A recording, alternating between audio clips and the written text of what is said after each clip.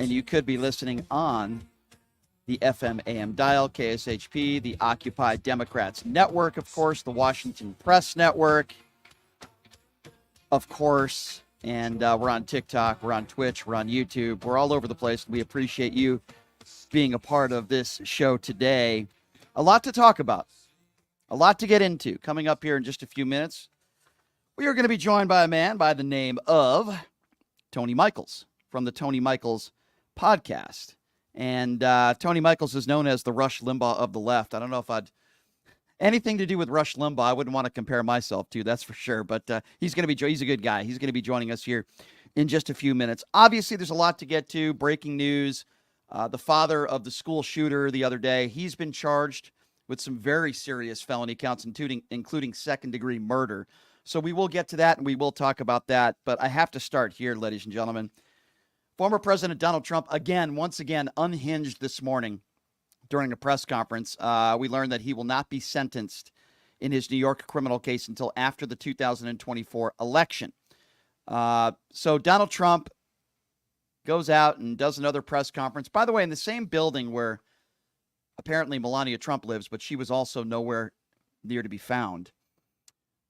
He said so many off-the-wall, crazy, insane things today.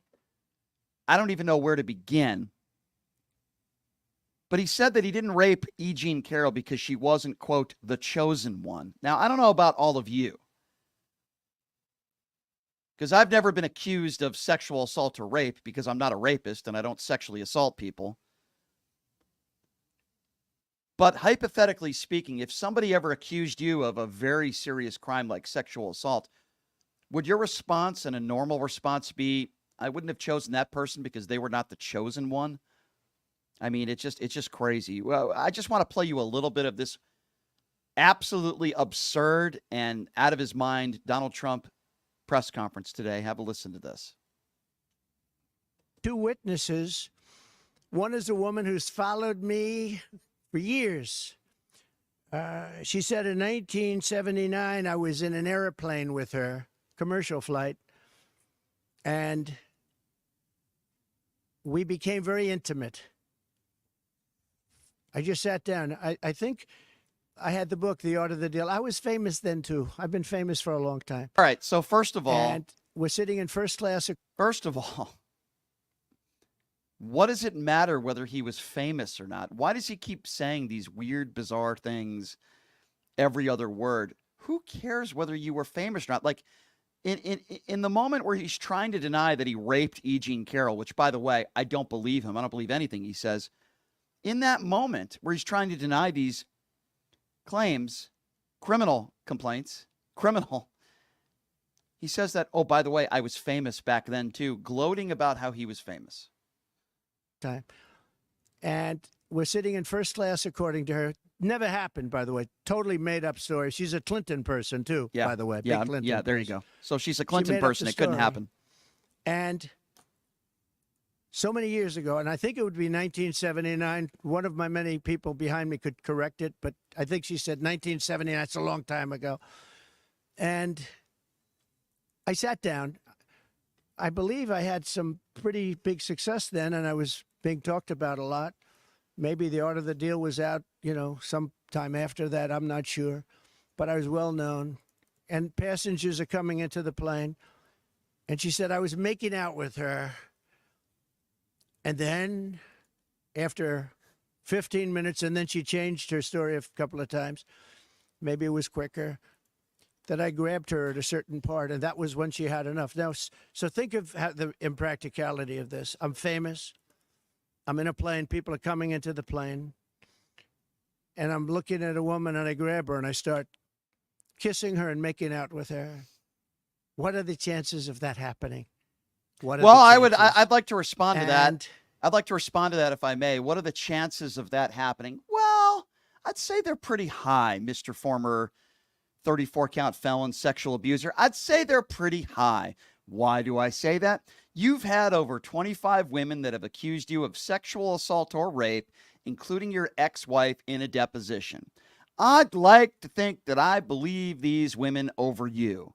So if you're asking me, Mr. Former Orange Turd President, The chances, what are the chances that this could have possibly happened? I'd say the chances are pretty darn hard. And guess what? The jury sides with me because that's why they found you liable of sexual abuse. Chances of that happening. What are the chances?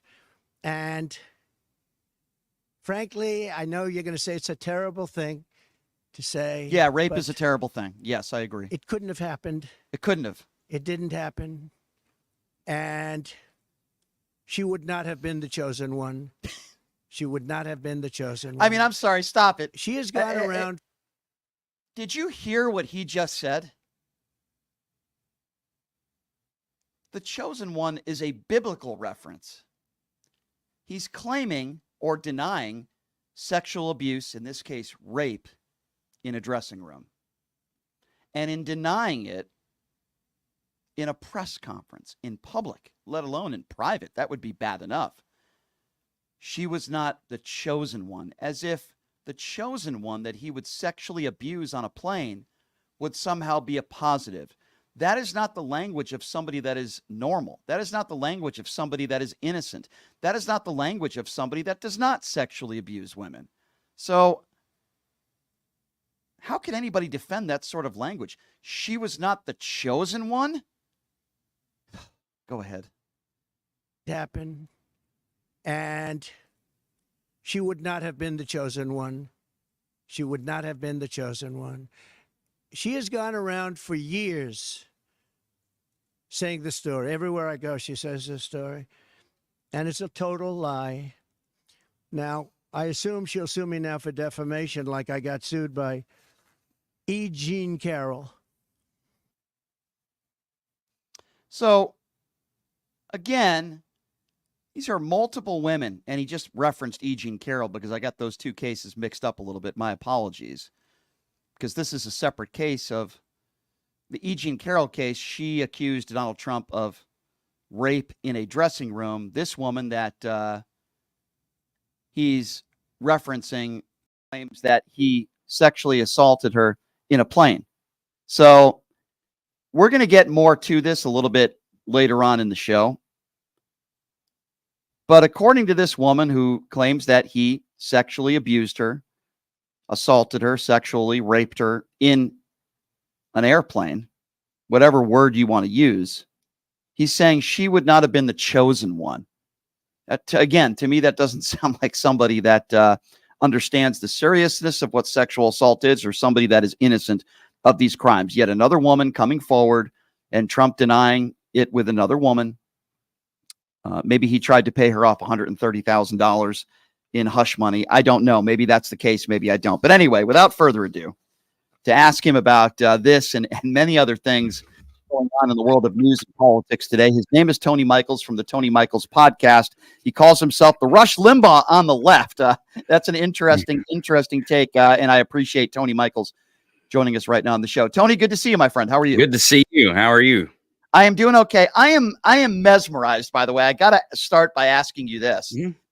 Donald Trump's language when trying to defend himself and saying he didn't sexually assault this woman on a plane this morning, said that, quote, she wasn't the chosen one. Have you ever heard anybody speak like that when trying to defend themselves, claiming that they did not sexually assault somebody? I mean, there's not too many people that probably have that accusation leveled against them in the first place. But in Trump's tiny little mind, where he it seems to take the last 2 or 3 brain cells that he has left to clang together to manufacture a thought, which usually ends up being word salad. It's not surprising that that would be his chosen words, to call her the chosen one. So. Yeah, and I haven't even gotten to the child care answer that he gave. Right, exactly. I covered that today on my show. I'm going to get to that. I'm going to read it verbatim. I mean, the answer, it's incredible. Wait. You're going to read it out loud? I'm going to read it verbatim. Good luck to you, my friend. I'm going to have some problems with that. I know I'm going to have some literacy issues, like we know so many MAGA supporters seem to have. But in all seriousness, he does this press conference in the building where Melania Trump allegedly is supposed to be living in, and she's nowhere to be found. Mm-hmm. It seems like he's getting more and more unhinged by the day. He's always been unhinged, but it seems like more and more by the day now, where the Republicans want to focus on the cackle of Kamala Harris. They want to call Tim Walz stolen valor. They want to make fun of his son. But yet Republicans and conservatives alike, they don't want to talk about this press conference. They don't want to talk about the fact he can't even answer a question without, as you said, word salad. I mean, where else do they go from here in the next 2 months? Well, I mean, the problem that the media has in particular about covering Trump is that they need this to be a horse race. They really need this to be close, or at least the illusion of this to be close. And the reason why is because they need to sell ads. They got to sell advertising, got to get people to watch. And if people really knew the truth that this guy's, floundering, like he's just drowning in stupidity. And he can't give a decent answer on childcare. One of the reasons why, Brian, is because this guy's never had to worry about childcare in his life. Like he's never thought when he had children. I mean, does he even know their names still at this point? And they're adults. So, I mean, this guy has never, ever had any thought in his tiny little brain about childcare whatsoever. He's not an average American, right? He's never had to deal with average problems that average working class people have to deal with. He's, he's a Nepo baby. He's silver spoon fed. So the idea that Donald Trump would even be able to come up with an answer about childcare is kind of ridiculous in the first place, let alone him caring enough about childcare to do anything about it. And then in his answer to give this, how he's going to take tariff money to pay for people's childcare. So I'm not sure if he's a socialist now, that he's going to use tariff tax money that we're going to pay on goods that come in our country to now pay for childcare for people.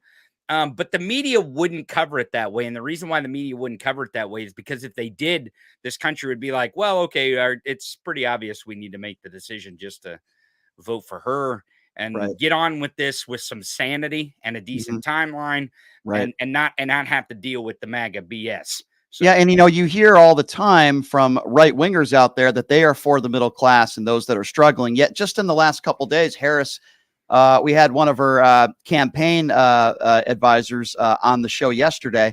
And just in the last couple of days, she's released all this new information where, you talked about, first of all, the homes, putting down a down payment for a home, $40,000 for someone that's starting up a small business, which, by the way, I think is a wonderful thing. You have somebody like Mark Cuban, who has been working with the campaign and praising her for these. If there's anybody that knows how to make money, it's certainly Mark Cuban. And yet I'm driving into work today and I'm listening to that moron, Clay Travis, just a despicable human being, Clay Travis. And he's trying to mock Mark Cuban, a guy who is self-made, right? You got Trump, who's, as you mentioned, silver spoon in his mouth, given a $500 million business from Freddie Trump, right? And here you have Mark Cuban, who's done everything on his own. Nobody gave him anything. And they're trying to discredit Mark Cuban, the businessman, yet they support Donald Trump, the businessman. And I'm laughing in the car because it's almost like listening to stand-up comedy. What do you make of people that actually believe that sort of stuff? Well, I mean, I don't know if they believe it. I mean, I don't know if they're paid to say this stuff or because now we have to question that with this story about Russian money. I mean, so I'm not really sure what Clay Travis believes and what kind of credentials we should give right-wing MAGA media now. Now that we know the truth is that all this propaganda, all this nonsense, this blue collar billionaire stuff that they sold to us in whether it be QAnon or rather it be at rallies or rather it be in congressional hearings with Comer Pyle and Jim Jordan. I mean, what is the truth and what isn't, and who's being paid to lie and who is being paid to tell the truth? And can we count on any talking point coming from them to be anything that resembles the likings of the working class? Is it the working class of Putin or is it the working class of America? I mean, we really have to start questioning everything that we hear from every single right-wing talking head. Speaking of Russian propaganda, you mentioned it. I wanted to ask you about this. Guys like Poole and others have been paid upwards. We're learning the figure, and it might be more, but we're learning at least $400,000 to put out these videos that are obviously pro-Donald Trump, pro-Russia, you name it. And yet the right-wing media, they don't want to talk about this. They don't want to talk about this story. They don't want to talk about the fact that Vladimir Putin, and as we know, the Russian government there, They are 100% all in with Donald Trump. We know that. And then yet right wingers out there want to say, oh, this Russian interference stuff and Donald Trump being a lackey for Vladimir Putin, it's all a lie. Well, then why are they paying boatloads of money to these right-wing influencers to put out this misinformation propaganda? I mean, think about it. $400,000, not a year, a month. Mm-hmm. Now, I'm a creator. You're a creator. There's a lot of creators out here in the space, commentators, whether they're right wing, left wing, centrist, whether they talk about sports or politics. Mm-hmm. $400,000 a month. And what they're claiming is they were duped, not duped by the propaganda, but they were duped by the money where it came from.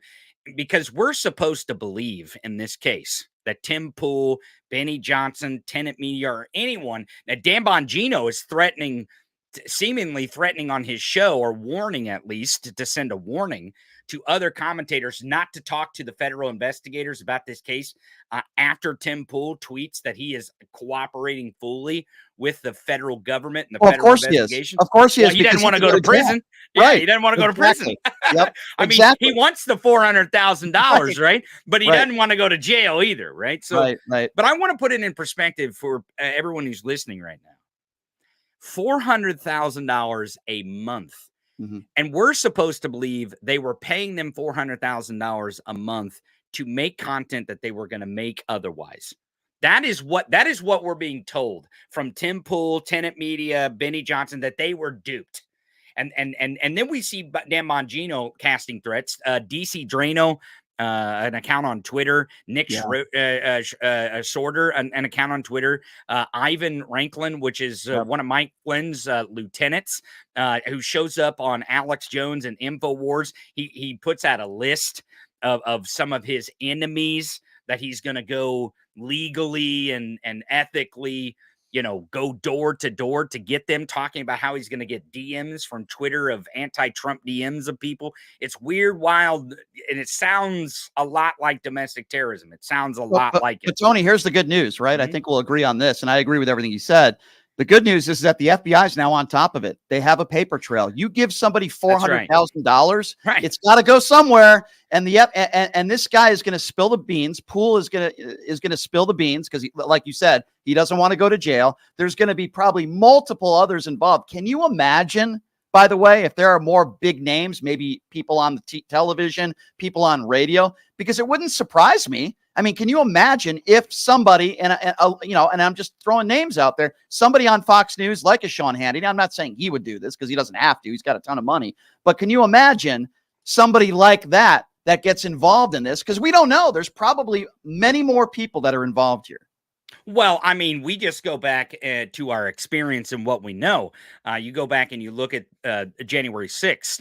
And the insurrection is going to the Capitol when people in the media like Sean Hannity and Tucker Carlson were trying to get a hold of the president of the United States at the time, Donald Trump, to say, tweet something, tell him to go away, do something as a president of the United States to stop this terrorist act where they're saying hang Mike Pence. They're wanting to overthrow our Constitution. They're wanting to just throw our vote into the trash. And those same people we're supposed to believe maybe not have influence in this situation. And maybe that's why they're a little scared. Because Tim Pool, I want to quote him from his tweet here. Sure. He says, the FBI believes that I have information relevant to an ongoing criminal investigation and have requested a voluntary interview. Now, that would suggest that he actually does have information that is relevant to a criminal investigation, meaning this investigation is not over, and it's not over investigating people in the sphere. Maybe the reason why they're scared. But he also finishes with this: I will be offering my assistance in this matter. Yeah, it's not because he's a nice guy. It's not because he's such a good-hearted man. It's because he's covering his own ass and he doesn't want to go to jail, like you said.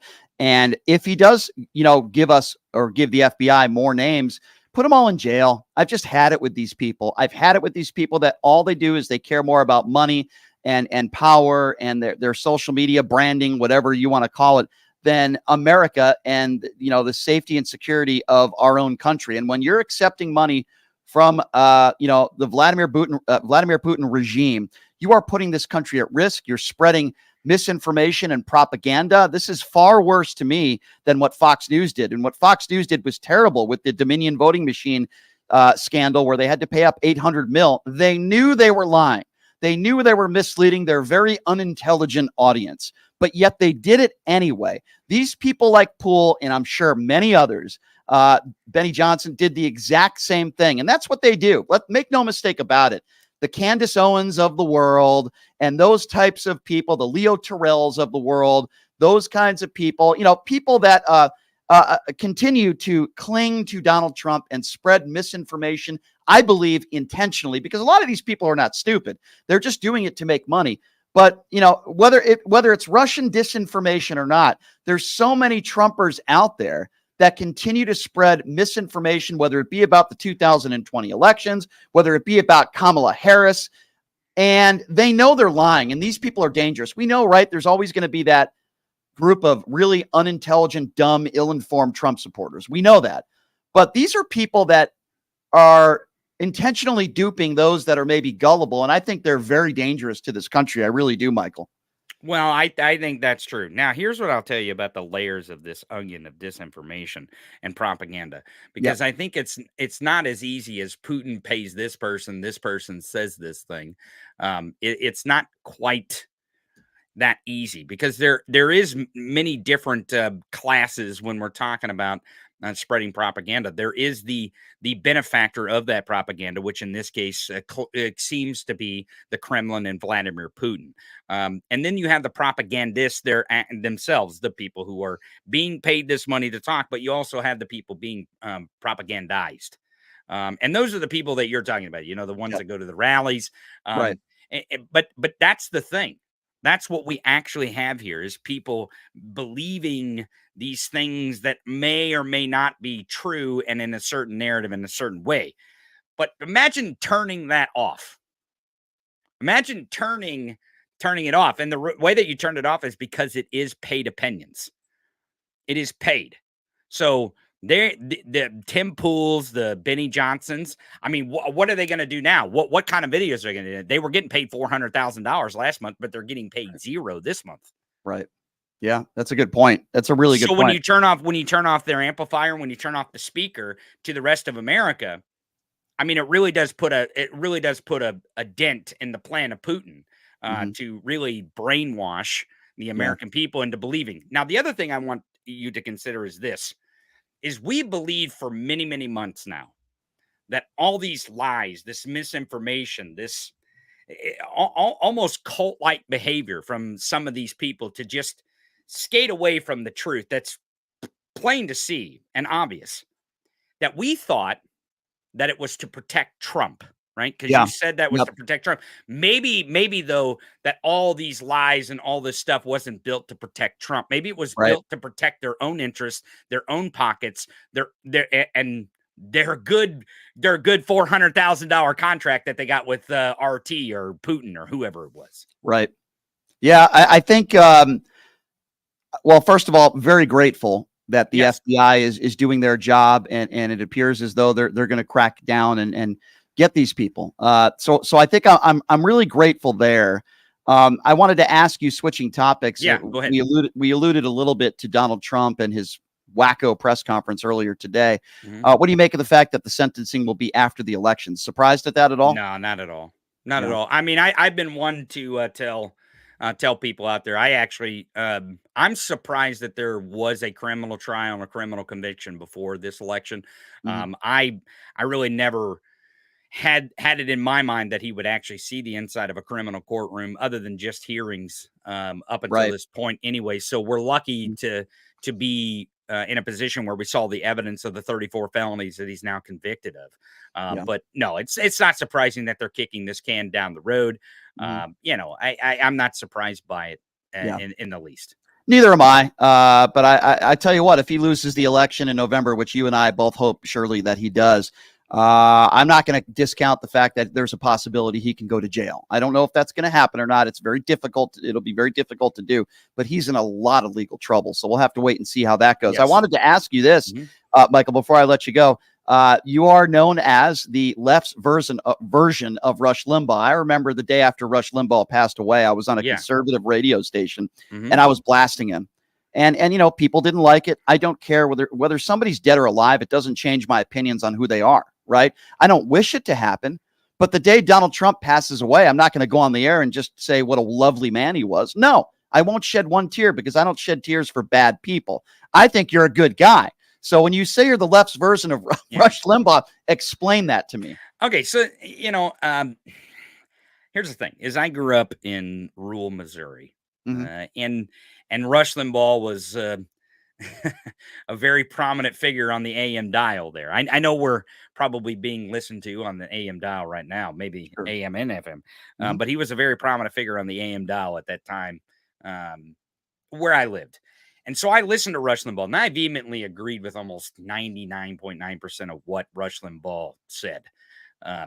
But I saw a opening, and I saw something that was missing in left-wing commentary and liberal media, that someone could do long-form content like you do. I think your show is 2 hours a day. You're not scripted. You're saying stuff off the cuff.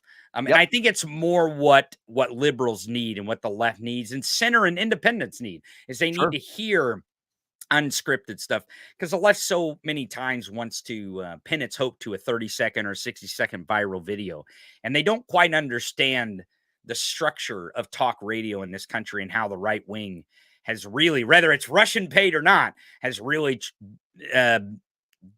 put a lot of Americans into situations where they just don't believe things that are true. They just believe a lot of lies, and a lot of falsehoods. So I thought that maybe what I would do is capture the attention of Americans who thought that the style of Rush Limbaugh was the style they liked, and just give them a little different opinion. And a lot of people are confused at first. They think, oh, well, who's this guy with the beard and he sounds like a redneck? I'm supposed to be a Trump supporter, right? And then I say the exact opposite of what they would say, and I defend people's liberty, I defend people's rights, and I think it's the reason why our country exists. It's the reason why the Constitution has stayed, and it survived on January 6th. So yeah, no question about that. We certainly don't want to see another January 6th type event. I'm worried whether Donald Trump, especially if he loses. I'm worried about political violence, and I'm worried about what can come. But that doesn't mean that we have to be scared. That doesn't mean that we don't go to the ballot box in November. I do think that this election is close. I do think that I do believe that Harris has the edge. And I go back to 2016. Hillary Clinton didn't have as much ammunition as Harris has now, and I think that's a big advantage to her. I actually think I expect her as a former prosecutor. I think she's going to do a fine job on that debate stage on Tuesday. I guess that would be my final question for you. What do you expect to happen on Tuesday on that debate stage? And what do you think is going to happen? I don't think it really matters in the grand scheme of things. I think she's pulling ahead. Donald Trump in 2016, we can go back because it's not 2016 as much as the media wants to make it that way. In 2016, he really tapped into white grievance in the Rust Belt in Indiana and Iowa, Ohio, Pennsylvania. Even in North Carolina, Georgia, and North Florida, and that tapping into white grievance is almost spent. With his antics, with his lies, with his victimhood, it really he has spent whatever political capital that he actually had gained from that campaign in 2016, and she's making headway in North Carolina, in Ohio. I mean, they sent her bus to drive past Mar-a-Lago, and they're doing a bus tour in Florida. While Donald Trump can barely put two words together on childcare at some forum in New York City, Kamala Harris is doing retail politics. She's getting belly to belly with the voters, and she's talking to them, and she's listening to them, and they're hearing her. And I think that's the difference in the campaign, and that's the difference between now and 2016. So I would urge everyone to check your registration, because that's the shenanigans that's going on right now in these states. Check your registration often and get 3 people to check their registration and make your plan to vote now. Make your plan to vote now. Absolutely. Well said. Michael, you got a great podcast, my friend. Look forward to doing your show. And I appreciate you coming on. Keep up the good work, my friend. And we'll have you on again soon. Thank you so much. Thank you. Appreciate it. That's Michael. Everybody does a great podcast. And that's the Tony Michaels podcast. So he's on the East Coast, so his time, is a little different than mine. So he was able to do my show, and I'll certainly be doing his. And I appreciate him taking the time to join us.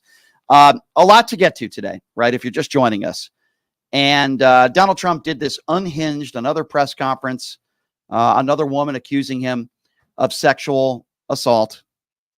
And before I take calls, because our phone lines are working today, that's the good news. We will be taking calls the entire second hour.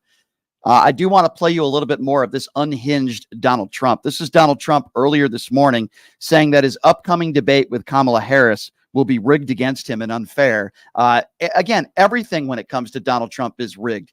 Everything when it comes to Donald Trump that affects him in a negative way is rigged. It could be the 2020 election. It could be ratings, anything. It could be the media, anything. Have a listen to this. I'm going into very hostile territory shortly on a debate with ABC, George Slopadopoulos and that group. And ABC, I think, is the worst of everybody. I think they're the worst. They're the nastiest. They're as bad as you can be. They're worse than NBC, which is saying a lot. And we have something coming. And the reason I'm doing it is because that's the only one that she would do it with, because her best friend is the head of ABC or ABC News, and her husband's best friend is married to that one. So, and Donna Brazile is there. You remember the famous Donna Brazile? She gave Hillary Clinton the questions. You remember that? That was a little embarrassing. She got fired, I assume, for that. But now she's working at ABC. So we heard the same sort of nonsense before that first debate with Joe Biden on CNN. Remember what he was saying about Jake Tapper and Dana Bash, how it was going to be rigged. And then all of a sudden things went his way. Silence, no apologies, nothing. This is what he does. In case things don't go his way, or in case he loses an election, he wants to make some of the very gullible, is a nice way of putting it, Trump supporters, that it was rigged. He couldn't possibly lose an election. He couldn't possibly lose a debate to a black female, right? It couldn't possibly happen. Doing the same thing all over again, and a lot of his supporters, again, believe every single word he says. This is an interesting moment in the press conference where Alina Habba, who might be the worst attorney on the planet, by the way, is trying to make the case for Donald Trump that because she spent hours with Donald Trump and she knows him really well, there's no way he could ever sexually abuse a woman. Have a listen to this. And as a woman who has stood with President Trump, who has spent extensive time with President Trump and with his beautiful family, I will tell you, that is not President Trump, and I completely am disgusted by what I have seen happen to this person, his family, and the Trump organization that we stand in right now. So, again, somebody with zero credibility, a terrible attorney, maybe no worse than a Rudy Giuliani. I'm sure Habba will probably file for bankruptcy too one day. She's trying to make the case that because she's gotten to know Donald Trump over the last year or so, there's absolutely no way that he could ever sexually abuse a woman. I mean, it is absolutely mind-boggling, and it's a joke. So this is also weird because there's a lot of weird things in this press conference, in every press conference, but for whatever reason, this is the moment where he talks about Bobby Knight, the basketball coach. And again, he holds this press conference trying to defend himself, saying that he's not a sexual abuser. And yet he talks about his love for a basketball coach. This is really bizarre. Have a listen to this. Right. He was a great basketball coach. Last coach to have an undefeated season. Last coach in basketball to have it many years ago. He also endorsed me. Yeah, there you go. Talk about Bobby Knight. You're trying to defend yourself on another woman who's come forward who says that, and I believe her, that you sexually assaulted her in a plane, and somehow you start talking about Bobby Knight. And, one day he'll start talking about electrocution of sharks. He'll start talking about Hannibal Lecter. I don't think he did that today, but now he's talking about Bobby Knight, the basketball coach. So this is also an interesting part where Donald Trump feels as though his appeal is being rigged because all three judges are against him. And he says all the judges in his cases have been unfair to him, except Cannon, who is brilliant. Have a listen to this. I've read and I've heard it's not a friendly panel, but I wasn't surprised because I don't get friendly panels. But where we've had fair judges, where we've had brilliant judges, frankly, I don't know the judge in Florida, Judge Cannon, don't know her at all. But I think she's a brilliant woman. I think she handled a scam. It's a scam case. That's the document. Anybody that sides with Trump on anything, they're brilliant. And anybody that disagrees with them, they're stupid and they're incompetent. Unbelievable. By the way, Cannon, yes, a strong Trump-supporting Republican, but she's brilliant. Everybody else, they're corrupt. This is the part where, and by the way, Donald Trump is the guy with Alzheimer's. Donald Trump is the guy that's in the bunker and is not mentally well. We've known that for a long time. But he can't even remember if he was president or not during the first Carroll trial, which happened back in 2023. Listen to this. I wanted to show up to the trial, to the first trial. My lawyer, who's not up here, not with us any longer, sir, you should not show up. You're the former president or the president. I don't even know when the trial was, but you're the president of the United States, sir. This is beneath you. I've got this 100%. The dress is negative, but he wasn't able to use it. Sir, it's beneath you to show up. I said, but wouldn't that be bad for a jury? Wouldn't that be sort of bad for a jury if I don't show up? He said, sir, you don't have to show up. I've got this. You shouldn't do it. It's beneath you. It's beneath the office of the president. I understood what he meant by that. And so I didn't show up. And I was found guilty. Rambling and bumbling of Donald Trump, ladies and gentlemen. Can anybody even follow what he is trying to say? And this is one of my favorite parts of the press conference this morning, where some of his attorneys, including Alina Habba, are looking on as Donald Trump says he's disappointed in the job that his lawyers are doing. Have a listen to this. And I'm disappointed in my legal talent, I'll be honest with you. They're good. They're good people. They're talented people. Today at the trial, they didn't mention the dress. So the Monica Lewinsky type dress was a big part of the trial. Big part of the trial. I said, why didn't you mention that? And I heard there was a dress involved. By the way, why is Donald Trump not giving his DNA? I'm just curious. I'm just going to throw that out there. If you're innocent and you haven't done anything wrong, why do you refuse to give your DNA? I wonder if Epstein has anything to do with that. I'm just curious. That's all. I'm just asking. That's all. If there is another dress involved here, I'm just asking. Why wouldn't you give your DNA? Very interesting, isn't it?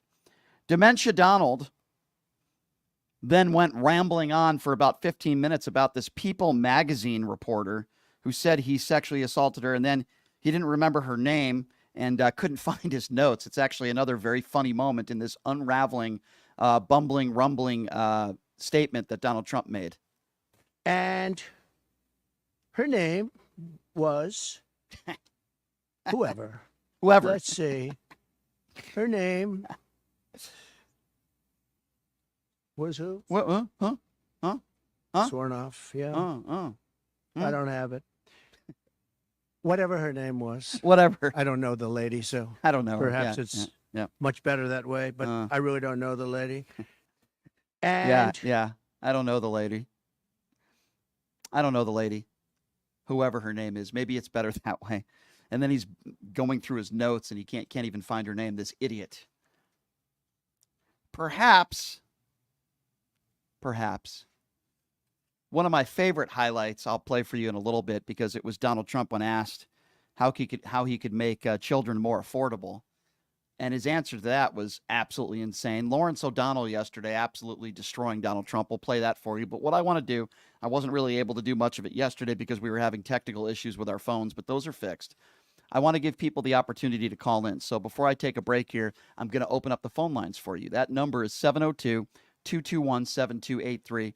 And again, that number for you if you want to join the show, 702-221-7283. We're doing a live radio show, and we will take your phone calls.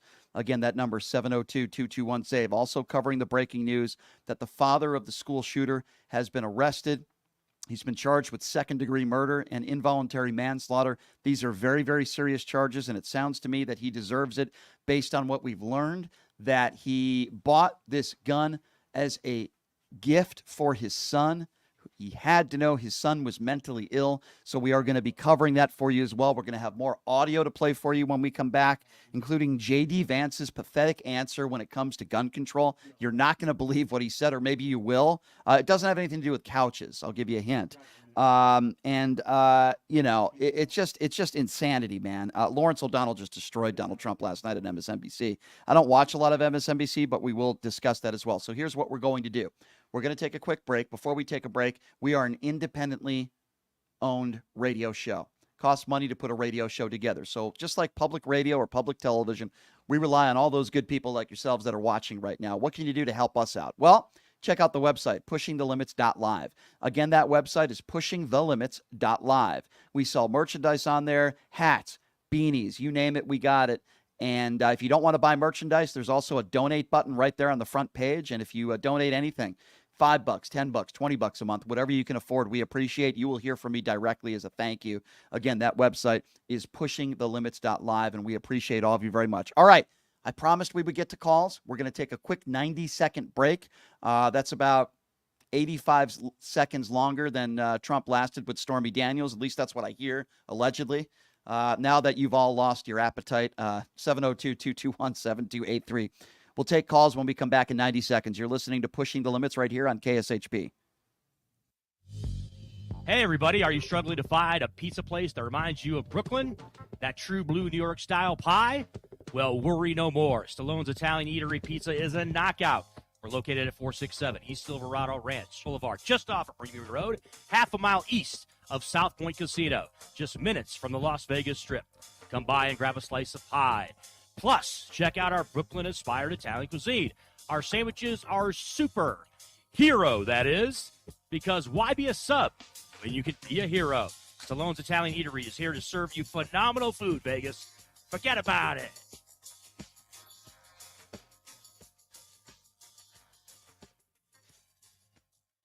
Have you ever dreamed of having your own radio show or a podcast, but just didn't think it was possible? Well, dreams can come true. Radio U. Radio U is a 5-day course that'll teach you how to acquire your dream show. We'll teach you how to host, how to write commercial, how to interview, how to market, how to write a contract, and most importantly, how to monetize your dream radio show. You'll learn from some of the best in the business with over 75 years in experience. You'll learn from people like me. And the best part? Every single student will be live on the radio as part of the class. Plus, one student from each class will get their very own radio show. You'll be live on the air right here in Las Vegas. Radio U. The 5-day course is being offered at $699. For more information, give Radio U a call. 702-763-5024. That's 702-763-5024. Or check them out at RadioYOU101.com. Who would have thought there'd be so many kids playing ice hockey in the desert? Jake Helb's Hockey Foundation and the Las Vegas Ice Warriors, founded by Gina Yusufzai 8 years ago, made it possible for families who can't afford the equipment and food. Donate today at www.hockeyforkids.org and help us continue making a difference. Join us in supporting Jake Helb's Hockey Foundation and the Las Vegas Ice Warriors, where every kid gets a shot at the starting line. Just a reminder, our website is www.hockeyforkids.org. Tired of the same old date night? Craving a deeper connection with your partner? O-Box is your escape into a world of romance and passion. Each month, discover a box filled with personalized surprises, exciting activities, and a love story written just for the two of you. Ignite desire, share laughter, and make memories that last a lifetime. Your O-Box journey accumulates into a beautiful love novel. Ready to write the first thrilling chapter?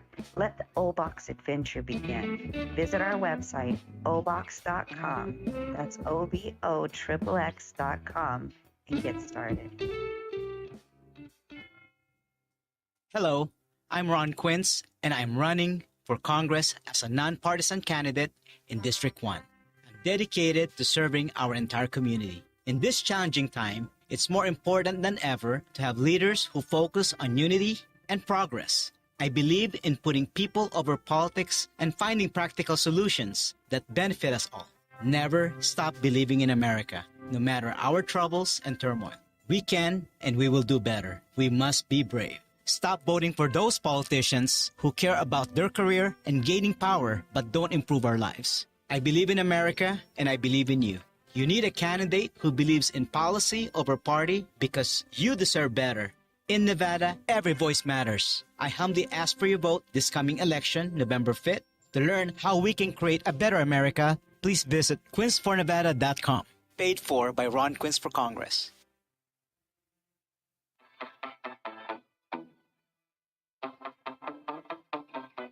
All right, welcome back. It is Pushing the Limits on a Friday. Thank you so much for joining us. A lot to get to, a lot to talk about, including Donald Trump's unhinged press conference today. He said he didn't sexually assault this woman on a plane because she wasn't, quote, the chosen one. I'm wondering how MAGAs out there can defend that. What excuse can he use for that one? Oh, he was just joking. Just like the disinfectant, right? He was just joking with that. Yeah, well, he has a right to question an election, even though he said that the Democrats cheated and he won in 2020. Anyway, welcome back to the show. I promised you I'd get back to some calls. I haven't even played the audio yet of Donald Trump's answer as to how he will make childcare more affordable. I mean, you want to talk about the worst word salad of any president in the history of this country. It was definitely Donald Trump, but we're taking your phone calls. 702-221-7283 is the number to call. And there are people that are saying they did cheat. The Democrats did cheat. Okay, well, why don't you take your little Trump fingers and call into the show and explain to me where your evidence is that the Democrats cheated in the 2020 election. Because last I checked, there were fake electorate schemes all across the country, and there were actually Republicans that cheated, not Democrats, proven in a court of law. 702-221-7283 is the number to call if you want to be a part of the conversation. Let us start off with Paul. Paul is first up on PTL. Hey, Paul, what's going on, man? Hey, man. Hey, two quick things. I just want to say, Donald, and I say this as a Christian, he is the biggest pile of human garbage in this country. The way that he disrespects our troops, this country, the flag, the way he talks about women, the way he's treated women. I like to find the good in people, but he is just a pile of human trash. There are no redeeming qualities in this empty vessel of flesh. I mean, I wish I couldn't say that, but he is just garbage. He is. Paul, have you ever heard anybody defend themselves when it comes to sexual assault or rape by saying she was not the chosen one? I mean, I've never heard anybody use this kind of language before in attempting to defend themselves. You know, this is why I get upset about this, because, listen, and I'm just going to share this. I'm going to leave it. My dad assaulted my aunt, his sister.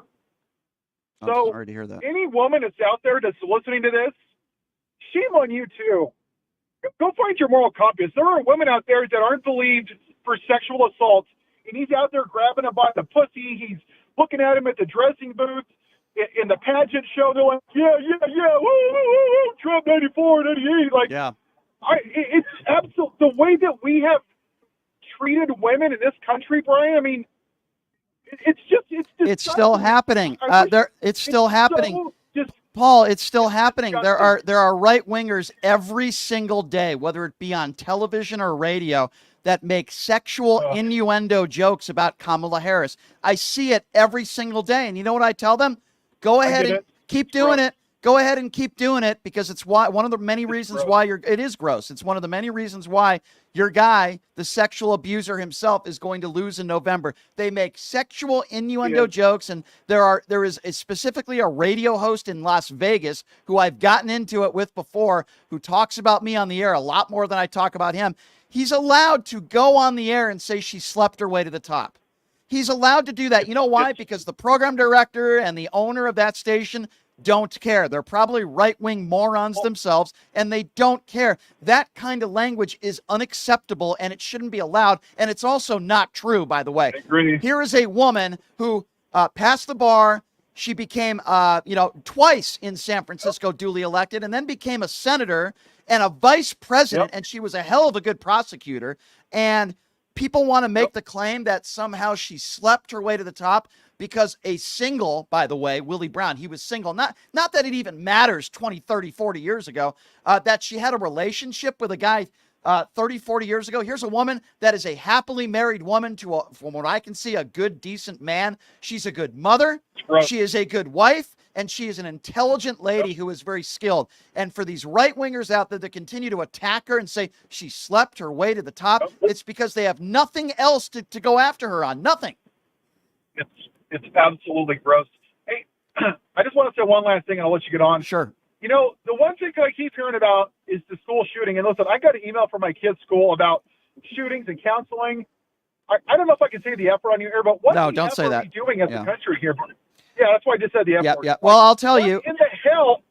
What are we like? We want to arm teachers, Brian. Yeah. They can't. I have to donate paper, markers, Yeah. you know, school supplies, but we want the damn teachers to walk around with the Glock and say, "Oh, you might have to pick up an arm to your second grader." What the hell are we doing here, Brian? It's insane. What are we doing? It's insane, Paul, and you're absolutely right, my friend. What are we doing? Well, I'll tell you what we're doing. You have one side of the aisle that has been trying to pass comprehensive background checks and put new laws on the books that will eventually save lives. The Democrats have been trying to do that for decades. I remember right after Sandy Hook, Obama tried to do everything he could, but the Republicans blocked everything. And you have a large group. This isn't just some. Most Republicans believe more guns make us safer. They think Democrats want to take all your guns away. They think hardening our schools. And, you know, I want to play this clip real quickly since we're on the topic. And I believe, if memory serves me right, it's clip 11.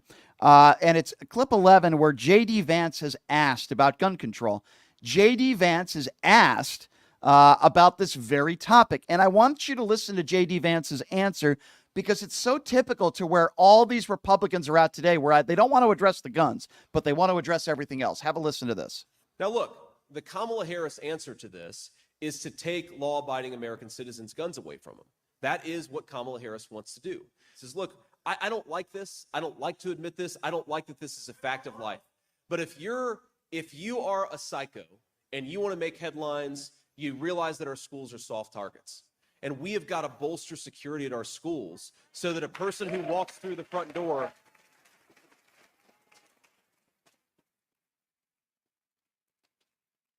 we've got to bolster security so that if a psycho wants to walk through the front door and kill a bunch of children, they're not able to.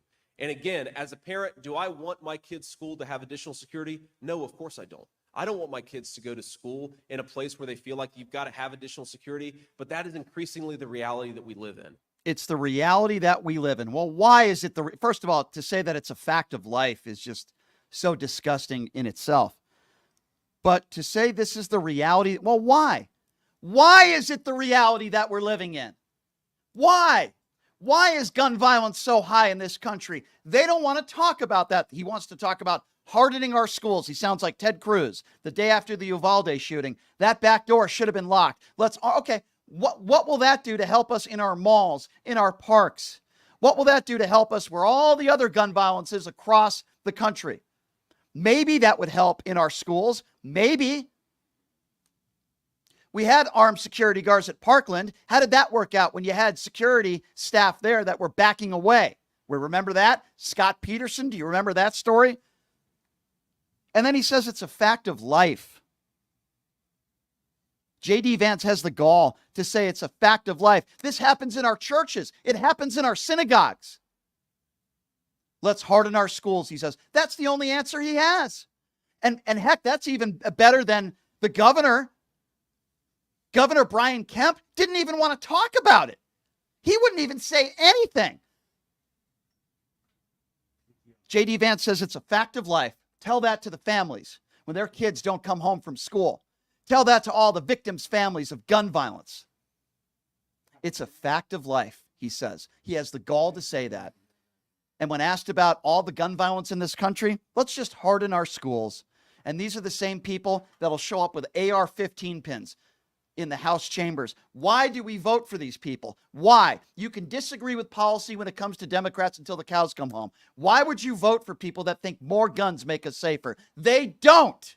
We have 140 guns. 140 guns per 100 people in this country. If more guns made us safer, we'd be the safest country in the world. We're one of the worst when it comes to gun violence. And don't you start with the black on black crime in Chicago, because that's a right-wing racist talking point. I don't care whether an innocent person dies in Chicago. I don't care the color of their skin. Just as the same as it shouldn't matter whether it's a child that gets gunned down. I don't want any of this to happen. It shouldn't matter whether it's an innocent child or teacher in a school, or whether it's an innocent person in Chicago or California or New York or anywhere. Gun violence is gun violence. We have a problem in this country. And every day, these right-wing Republicans, every single day, these right-wing Republicans want to talk about the crisis at the border. Have they ever called it a crisis, the gun violence that we have in this country? Have you ever heard a MAGA Republican say, man, we have a crisis in this country and we got to do something about it. And while we might not all agree on how we get there, we've got to talk and we got to do something. Why can't Brian Kemp just say that? He was asked the other day, the night of the shooting, he was asked about it. He said, now's not the time. Because if they're not talking about God, they'll say, now is not the time. Thoughts and prayers, now's not the time to talk about it. Then when is, Governor? When is? Gets me so angry. We've got families that are grieving. And J.D. Vance says it's a fact of life. Well, yeah, because buffoons like you refuse to do anything about it. You just put your hands in the air unless it happens to you, unless it's one of your kids. Then maybe you'll take those AR-15 pins and leave them home. Then maybe you'll decide to do something. 702-221-7283 is the number to call if you want to be a part of the conversation. I believe we have Wayne who's up next. Hey, Wayne, what's going on? Oh, hey, Brian, how you doing? And I just want to share with you, your show. I have never called into a talk show like this before, but this is my second time actually calling into your show. Thank you. So it's very stimulating. Love watching it. Thank you. Just two things quickly. Start with the orange felon, the pumpkin head. Why are we still debating this self-confessed serial rapist pedophile of whether or not he's guilty? Yeah. He's already told us he's guilty. Right. He has expressed it many times. He can do it because he's powerful and rich, right. And women just let you. They won't stop you because he's so rich. Yeah. So it's not even a point worth debating anymore. The man is sick. He just needs to go away. Yeah. On the second issue of your show today, the gun violence, it just is, for the rest of the world, really amazing that, America is so paralyzed by this issue, by this problem, yeah. That it's the highest death rate among children is gun violence. Correct. And you're not embarrassed by that? No, but you know what I am embarrassed by? They want to talk about children getting indoctrinated by our teachers. They want to talk about drag queens. But you're absolutely right, sir. The number one cause of death with children is gun violence, but yet they don't want to talk about that. They're the ones who want to claim, and I listened to it on the way to work today, these right-wing hosts that want to make the case that they believe that if you're undocumented, your children are going to be raped and your wife is going to be raped. I mean, this is when per capita, you have a better chance of the victim of a crime by a citizen than a non-citizen. I'm not saying we don't have issues at the border, but they don't talk about the most important issues facing this country, right? They want to talk about banning books. They want to talk about children being indoctrinated. They want their anger against Gay Pride Month. I mean, these are the talking points from those on the far right. When the Democrats, last that I've seen, they're talking about the economy. They're talking about inflation. How, Kamala Harris has put forth plans just in the last couple days for small businesses, $40,000 for a small business for buying a home. These are the real issues that most Americans care about. And Donald Trump can get up there and talk about how she was not the chosen one. If I was going to sexually assault somebody, she would not be the chosen one. And he'll talk about Hannibal Lecter and electrocuting sharks, and he'll attack judges. Everything's rigged against him. I have had it with these people, my friend. I have had it with these people that keep making excuses for Orange Turd. I have had it with them. Okay. Well, we like some of his policies. I had a surrogate on this show this week. I don't know if you heard. Guy was on for an hour and it was excuse after excuse after excuse. And it's mind-boggling to me how at this stage, I will say this, though. We learned today that Dick Cheney is going to be voting for Kamala Harris. And while some people Might not think that's a big deal. I think that's a bigger deal than some people make it out to be. You couldn't find a more staunch Republican than Dick Cheney. Not only is he not voting for Trump, but he is going to be voting for Harris. I wish George. You mean Liz? No, you mean Liz no, Cheney? No, I mean Dick Cheney. So Liz Cheney is Oh, already. well. Liz Cheney has already said publicly that she is going to be voting for Harris, and she said on the record today that her father will also be voting for Harris. So this is a big deal. Good. This is a big deal, and I appreciate you calling into the show. Yeah, go ahead. So I have one more. I have one more suggestion for the gun issue. Is like, the thorny problem is the Second Amendment and the way people in the Supreme Court have misinterpreted the Second Amendment. But my suggestion is, all you do is make it mandatory to carry insurance on your firearm. Right. So I agree. Insurance rates. I agree. I agree, and I've talked about this. Thank you for the call, sir. I've talked about this time and time again. Weapons should be used like cars are used in this aspect. And I know what you're going to say for some of you gun lovers out there. Driving a car is not a right. It's a privilege. Yeah, I get that. But why is it when you drive a car before you get your license, they check your health? You have to take a physical test in the car. You have to drive the car with an instructor. You have to take a written test. And as this gentleman correctly, eloquently stated, you have to have insurance. You have to re-register your car. You don't have to do any of those things when it comes to a gun. Why is that? 3 letters for you. NRA. NRA. They are a terrorist organization as far as I am concerned. 702-221-7283 is the number to call if you would like to be a part of the conversation. Who do we have next? Who are we going to do next here? Let's go to Kava. Kava's next on PTL. What's up, Kava? Hi, Brian. How are you? Good. What's on your mind today, Kava? So I completely agree with you. And here's the thing about this, right, is MAGA wants to say that we're the problem when we're simply trying to pass simple gun legislation that is needed to help protect our children instead of more guns on our streets where anybody can get to it, where anyone can get it without needing a mental health check, without needing to get physically evaluated. And for what? Okay, for what? Why are they so hesitant? What are you so scared of, MAGA, that you want to keep our children in these dangerous, horrific... So, Kava, here, if I interject... Kava, if I could just interject what you said real quickly here and say that, in my personal opinion, it's not that they're scared. It's that Republicans who hold power, who are lawmakers, or lack thereof, are scared not of the guns. They're not scared that their kids could lose their life. They're not scared about any of the stuff that most Americans are scared about.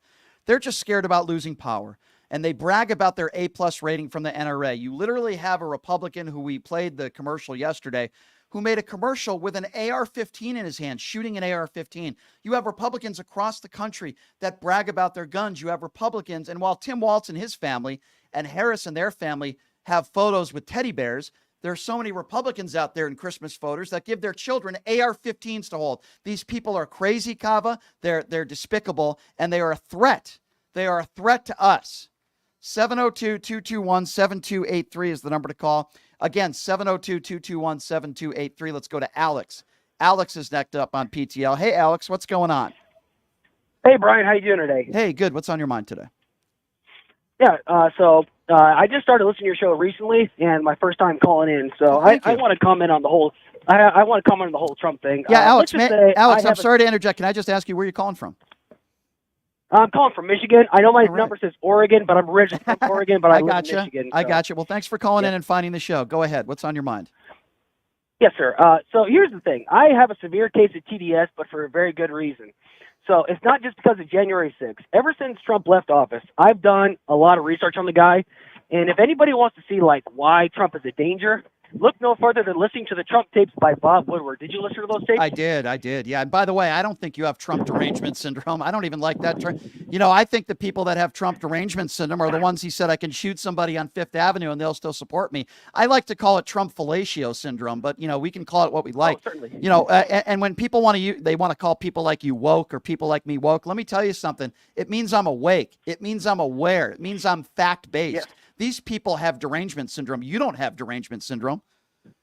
Yes, sir. I 100% agree. Because here's the thing: I used to be a staunch independent. For years I said I was going to vote independent, and the only time I ever voted Republican was for Mitt Romney. In 2016, I voted for Gary Johnson, but in 2020, I voted for Biden, and I'm a staunch Democrat. And here's the thing: I can disagree with my party at any time. Right. But the thing is, though, is that I am not loyal to any one candidate. Right. Because even Theodore Roosevelt says patriotism means to stand behind the country. It does not mean to stand behind one party or any political elected official. I know it's kind of butchering it, but that's exactly what it was. No, you're right. Listen, political figures are not people that we should look up to as rock stars. They're not people that we should look up to, and that's why it's a cult, right? It's a cult because when you look at, if you're a Harris supporter, you'll have a Harris flag or something of that nature. But when you look at some of these wacko Trump supporters with their Confederate flags and their let's go Brandon shirts, and their Trump Bibles and their Trump sneakers, they are in a cult. We are not in a cult. We support Harris. My vote, even though I have a lot of respect for Harris, just like I have a lot of respect for Joe Biden, my vote in 2020 was more of an anti-Trump vote than it was a Joe Biden vote. It was an anti-Donald Trump vote. And I respect Harris a great deal. This is still an anti-Donald Trump vote for me. 100%. And, here's the thing. I have never seen a cult-like following quite like this one, because here's the thing. For some reason, I listen to a lot of political talk shows, but for some reason, the thing they've noticed is that the mainstream media and some outlets expect Democrats to have a high degree of standard, but when Republicans or Republican politicians or Donald Trump, the term that I heard listening to earlier today was by Brian Tyler Cohen in his book, Shameless. He talked about the chapter was called "Man Bites Dog." Are you familiar with what that term basically means? Yes, I am. And Brian Tyler Cohen's a really smart guy. He 100% is. And for those not aware, when people, what do they mean by "man bites dog"?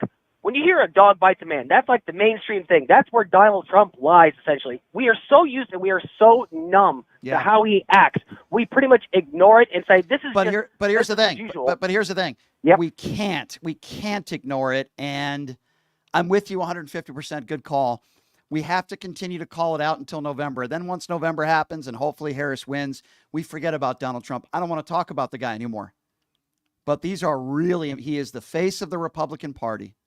And I do believe when and hopefully if he loses in November, hopefully most of the Republicans will move on. Maybe they won't. Maybe they're dumb enough. Maybe they won't. I don't know. 70, thank you for the call, sir, and thank you for calling in. 702-221-7283.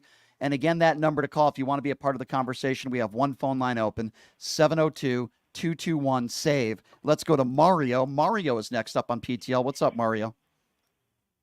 Hey, so I just want to make this one point. I'm from Georgia. Okay. Been here all my life, and the thing that bothers me the most, and when we talk about hypocrisy, MAGA Republicans, they don't like abortions, right? They're hell bent on abortions, but yet they ignore the school shootings. Right. You're right. Help me understand that. Well, that's a great point you just made and a good question. Here's the way I would respond to that, Mario. They call themselves pro-life. Let me tell you something. Mm-hmm. They're not pro-life. They're anti-abortion, because once the baby is born, they're basically against almost every single government program that could help a mother raise a child. It could be maternity leave. Absolutely. It could be welfare. It could be food stamps. You name it, they're against it. They are not pro-life. If they were pro-life, then they would stop giving the biggest tax breaks to the rich. If they were pro-life, then they would give tax breaks to middle-income families. If they were pro-life, then they would be on the side when it comes to this gun control issue in doing something. But they're not. They care more about their A-plus rating from the NRA, and people like J.D. Vance, who is despicable, by the way, yesterday will say it's just a fact of life. And they'll put their hands in the air and say, well, let's just arm our teachers and let's just harden our schools. They are not pro-life. Let me tell you the people that are pro-life. the people that help the homeless, the people that help people in need, the lawmakers that put bills on the books to help poor people, or the people that propose $25,000 down payment to your home, $40,000 to help you start a small business, asking not 24%, but 28% for those that are wealthy to pay more of their fair share. Those are people who are pro-life. The people who are not pro-life are the people that call themselves pro-life. Let me be very clear on that.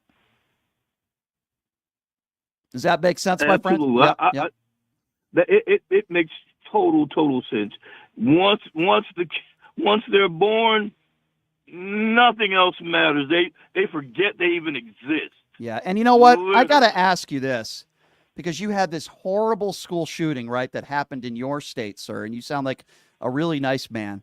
I got to ask you, your governor, who I think is a turd, okay, Brian Kemp is a turd, who always brags about his guns, in fact, has made it easier for people to get their hands on guns in his state, was asked the night of the school shooting, when they didn't even get out all of the dead bodies in there, my understanding, holds a press conference, speaks for 3 minutes, talks about God, says thoughts and prayers multiple times, and then when he's asked by a member of the media, what can we do, Governor, to prevent these things from happening in the future, which is, by the way, a very fair question to ask, he says, now is not the time.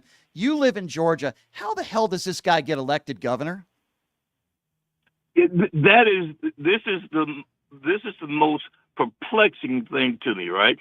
Because being here all my life and being involved in politics, I honestly, today we came to the Capitol, right? And this coward didn't even show up for work today. Yeah. Like literally, he did not show up for. I'm just as perplexed as you are. Yeah. About how things end up, or how he got even reelected. Yeah. I don't know. I just think it's the same reason why Ron DeSantis was elected, the same reason why Governor Abbott was elected, the same reason why so many of these right wingers, get elected. It's because you have a lot of uneducated and ill-informed people that love their guns, and they're ill-informed on the issues, while a lot of the government programs that they are on are they're taking from the government because of Democrat policies, not because of Republican policies. Thank you so much for the call, Mario. I'm perplexed as well. And I think Brian Kemp, you said it best. He is a coward. 702-221-7283. And again, that number, if you want to be a part of the conversation, is 702-221-SAVE. Let's go to Charlotte. Charlotte is next up on PTL. Hi, Charlotte. Hi, how are you? Hey, good, thanks. I'm from Massachusetts, just in case you want to know. All right, nice. If you're keeping track. Yep. I also wanted. I love you, first of all. Thank you. I'm definitely blue, and I have a red brother in Georgia, Woodstock, Georgia, just to call him out there because he's a financial advisor, and money is his life's blood. But I'm 71 years old. Mm-hmm. I don't sound it right, but I am. Trust me. I was born in 53, the year of the Corvette. Mm-hmm. And I'm also a felon. My crime was credit card fraud. Mm-hmm. And getting back to guns, I cannot have one. Mm. And I'm thinking that I'm a pretty normal person outside of the fact that I did a crime. Right. And I can't have a gun. Yeah. When everybody else who's not examined or tested in any way, shape, or form Right. can have one. Right. I can't have one for protection because I committed a crime 10 years ago. And I'm normal outside of that. Right. But well, here's my opinion. Let me give you my opinion on this, Charlotte, because I've gone back and forth on this issue. I think it has to be a case-by-case issue. I think it's one thing if you commit financial fraud, then I think it's a conversation worth having. But if you've committed any physical violence or something along those lines, then I don't think you should ever be allowed to purchase a gun. But I do think cases like yours need to be looked into. My problem is I think we have way too many guns in society to begin with. I'm not saying people don't have the right to defend themselves, but we got to go back to this assault weapons ban. For goodness sakes, man, it worked, and then Republicans allowed it to fizzle out. So while I do think this is an important issue, and I understand your grievances on it, you sound like a nice lady. Well, I do think the number one. I call them. Yeah, go ahead. I call them Republicans. Yeah. I call them Not some other. not I call them. Republican. I call the MAGAs some other names that I can't say on the radio because Well, we have yeah. rules. Yeah. I know. They're awful people. Awful Yeah. people. They really are. But anyway, thank you for taking my call. I didn't Thank you, want to Charlotte. take a No, time you're away from fine. anybody else. No, listen, Charlotte, I appreciate you calling in, and I understand your concerns. You know, I totally do, and I think that's a fair conversation to have. You seem like a nice lady. We all make mistakes in life. You obviously made your mistake. You paid the price for it, and I think that's a fair conversation to have. I'll tell you one thing. Republicans would probably agree with you. I mean, Ron DeSantis put out a bill where after 8 years, a convicted felon could get their hands on guns. I think it has to be a case-by-case basis. 702-221-7283 is the number to call. Again, 702-221-SAVE. I believe we have Jennifer, who's next up on PTL. Hi, Jennifer. Hi, how are you? Good. I'm calling from Iowa. Okay, thanks for calling. I am a strong Democratic voter. Okay. And on the issue with the guns, I am a gun owner.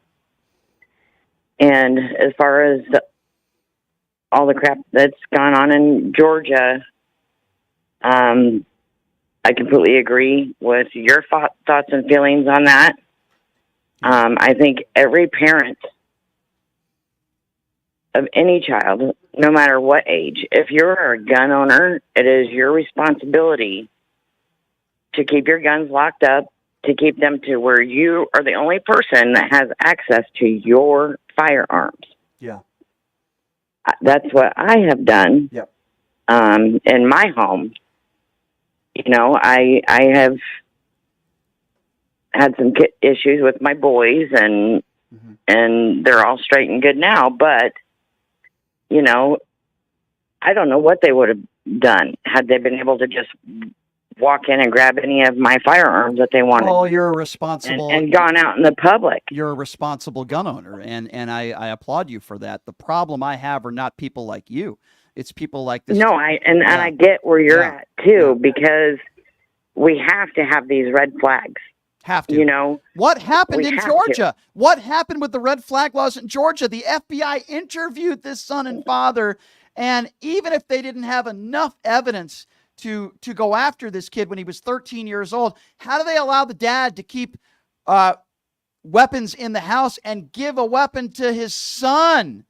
This would not have happened. Mark my words. No. This child would not have been no able responsible, to. Yeah, you know what? No responsible gun owner Right. would ever hand or give one of their children a firearm, knowing that they're not mentally And stable. you know what's angry? You know what gets me even more angry than anything else is that, you know, Republicans will say, "Wow, criminals will get their hands on guns no matter what," right? They'll get their hands on guns from an illegal gun. No, I disagree in this specific case. I don't think this 14-year-old would have been able to get his hands on an illegal gun. It was his father who enabled it. His father, I hope his father rots in hell as far as I'm concerned.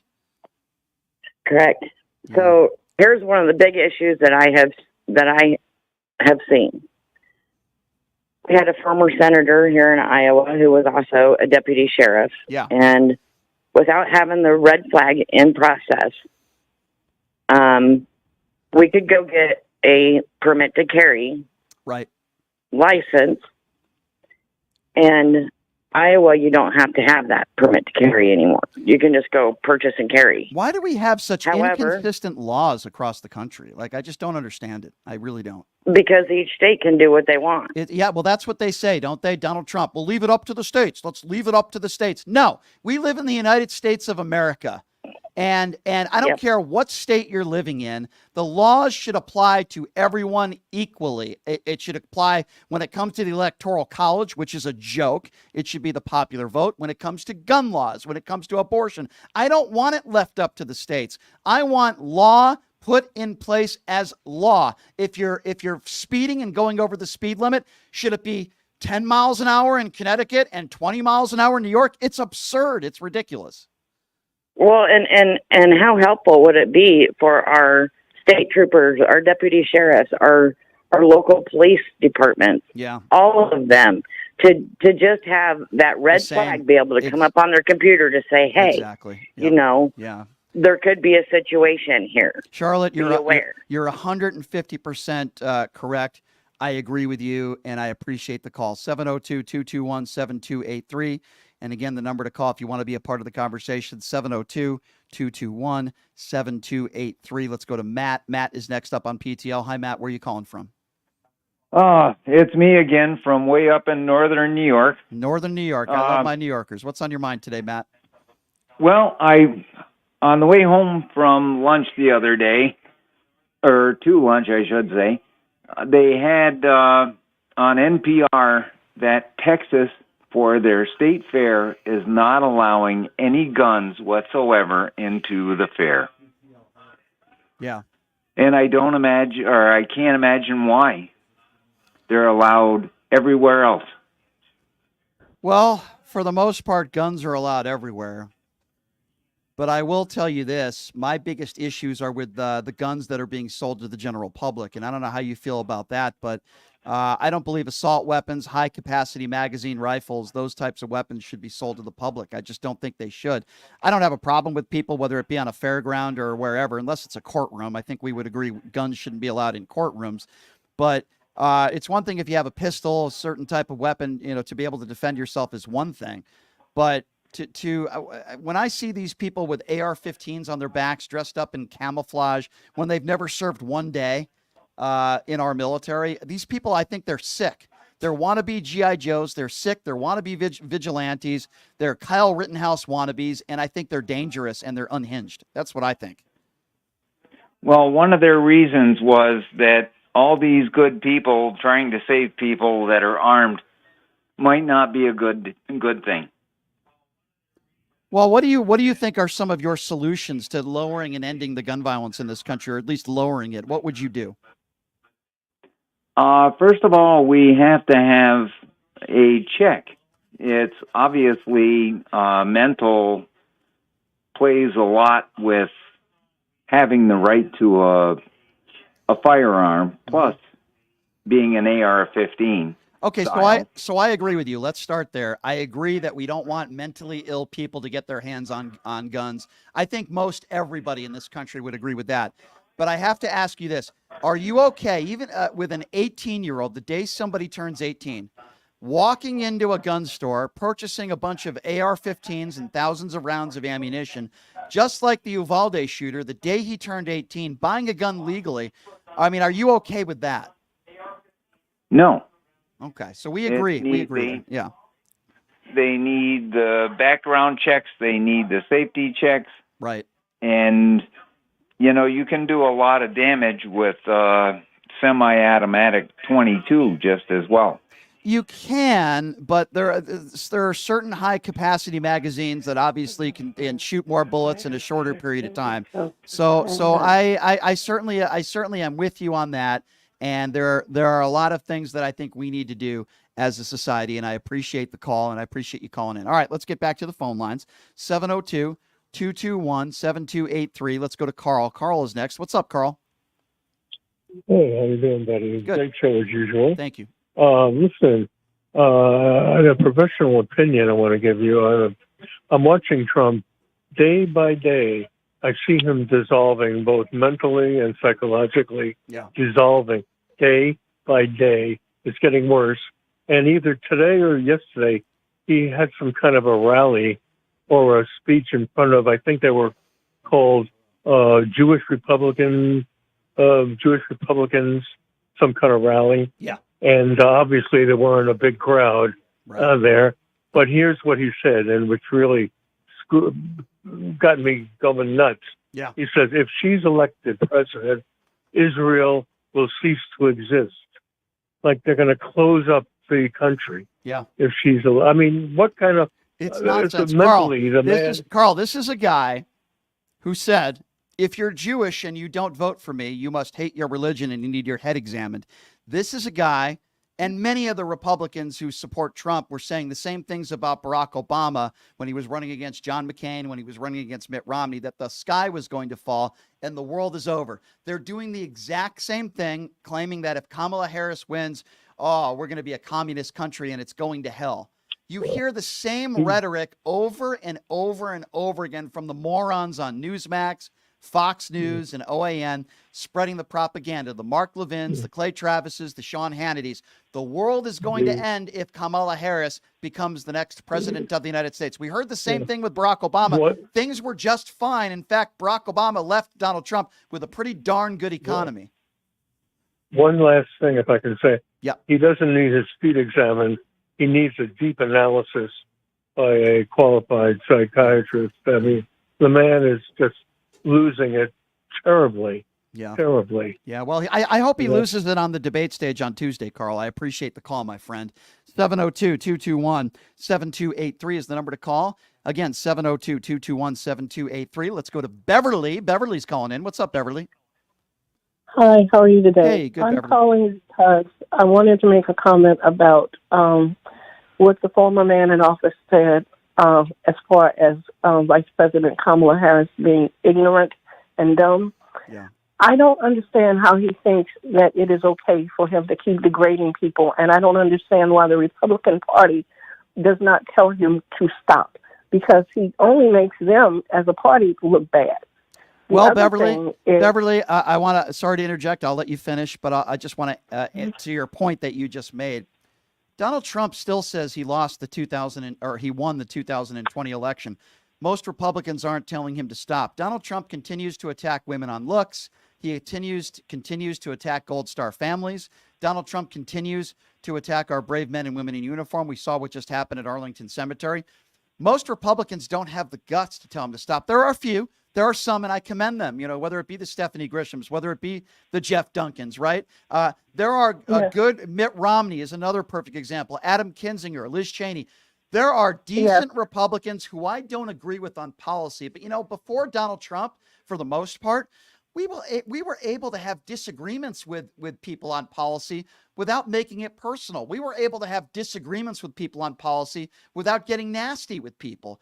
And I don't know, Donald Trump just changed this country in so many ways that are bad for the country. We are more divided politically than we've ever been in my lifetime, racially, politically.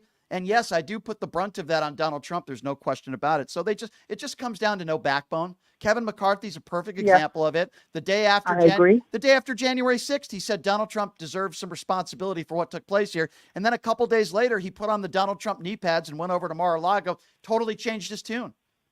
So that's the one. I agree with you wholeheartedly. Yep. Same thing Senator McConnell did. He said Trump was responsible, and then nobody holds him accountable. The fact that he has gotten away or is trying to get away with what he has done, to me, tells me a lot about the Republican Party. Because if everyone in the Republican Party, whether they're man or woman, would stop to think about what if it was someone in my family, they don't seem to care about him degrading them. And the fact that, he is continuing to do it, and nobody is saying enough is enough. Yeah, you're absolutely right. Well, you know makes what? No sense. Well, you know what, Beverly? We're going to say it. Enough is enough.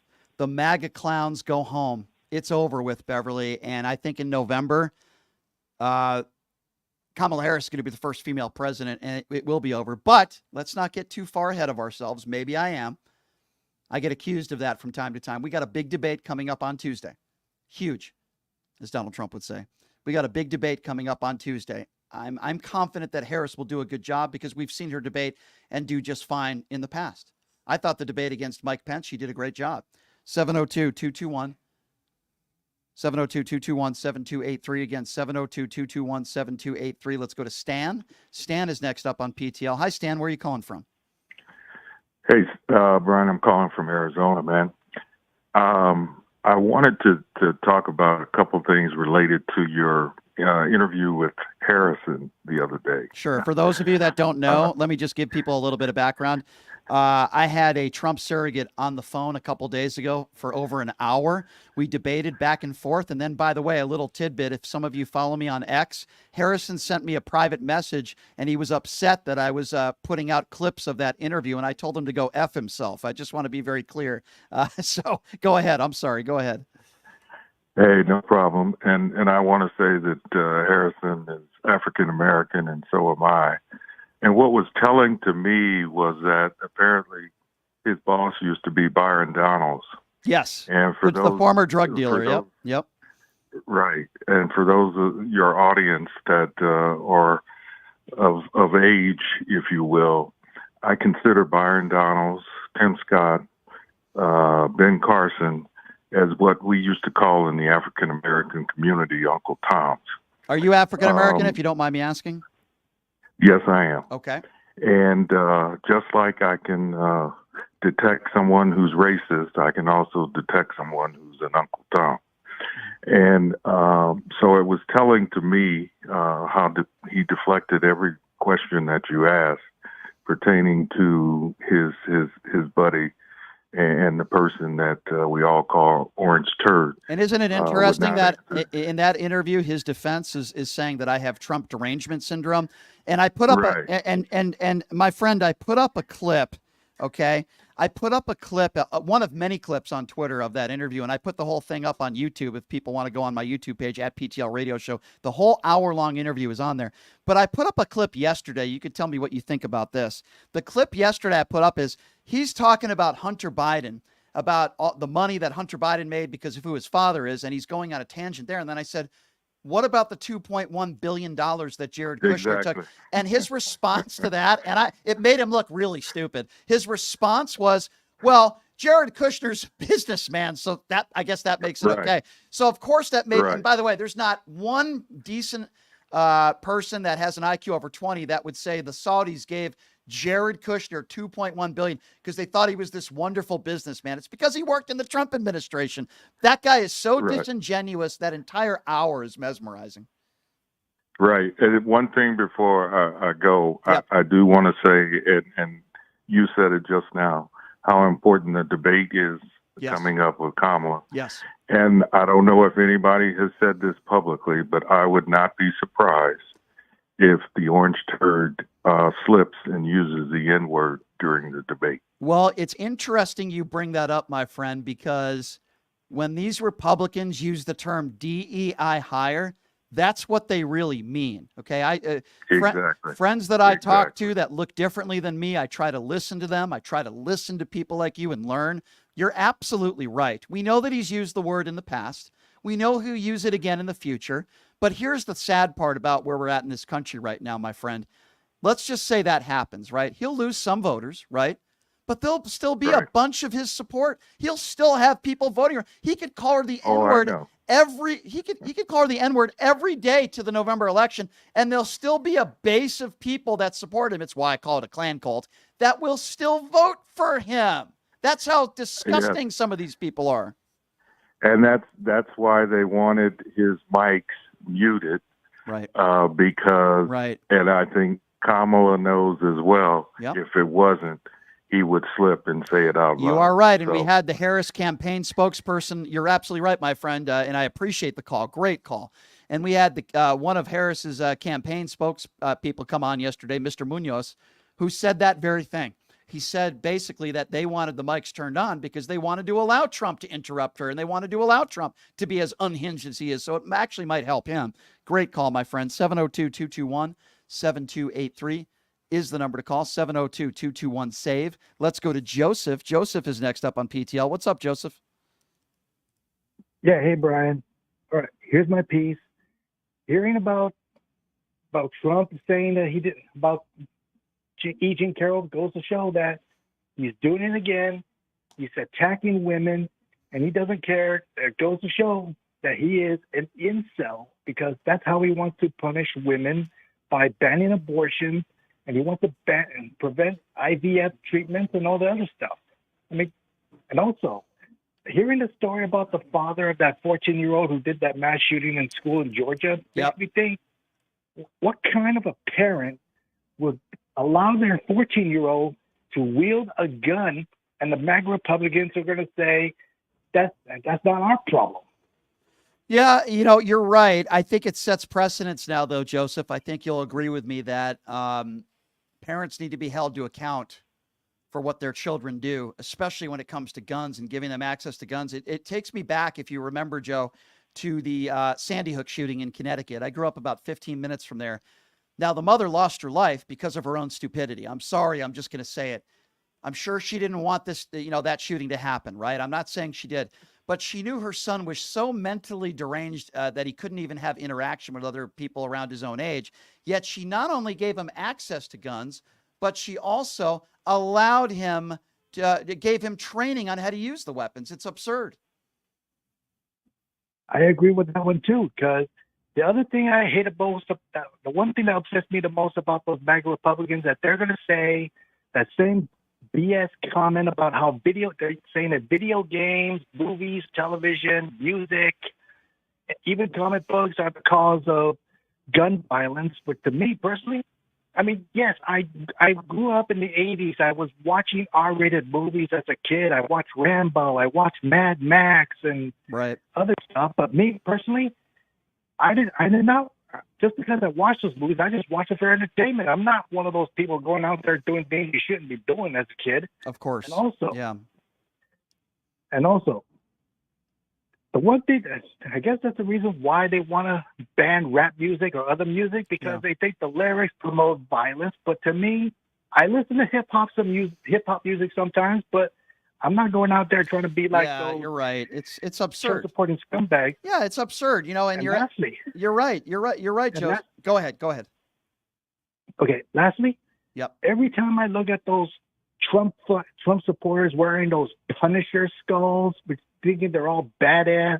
Sorry for the language, but me personally, I find that that's a disgrace to those people who are using comic books as a way to make more problems. But me personally, I read some Punisher comics, but I'm not going out there carrying a gun. I'm not going to be like those gun-toting MAGA Republican dirtbags. You're absolutely right, Joseph. Good call, and I'll take it a step further here.